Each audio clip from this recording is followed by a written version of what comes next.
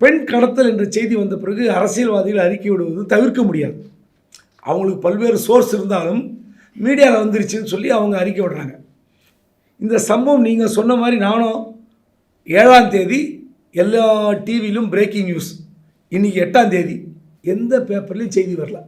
ஆச்சரியமாக இருக்குது. சம்பவம் நடந்து 6ஆம் தேதி, 7ஆம் தேதி காலை 10 மணிக்கு தான் பிரேக்கிங்.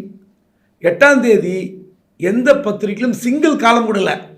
அந்த சம்பவம் குறித்து, அது என்ன சம்பவம், அது உண்மை அல்ல, கடத்தல் அல்ல, ஒரு குடும்ப சண்டை அப்படின்னு சொல்லலாம்ல, ஒன்றுமே இல்லை. அப்போ நேற்று நீங்கள் போட்ட பிரேக்கிங் நியூஸை இன்றைக்கி என்ன மாதிரியான காட்டுறீங்க? அப்போ மக்களுக்கு கடத்தல்ன்ற செய்தி மட்டும் பதிந்திருக்கும்.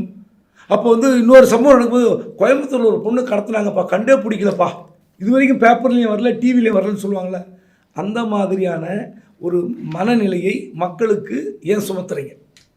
சம்பவம் ஒரு வெத்து சண்டை, குடும்ப சண்டை.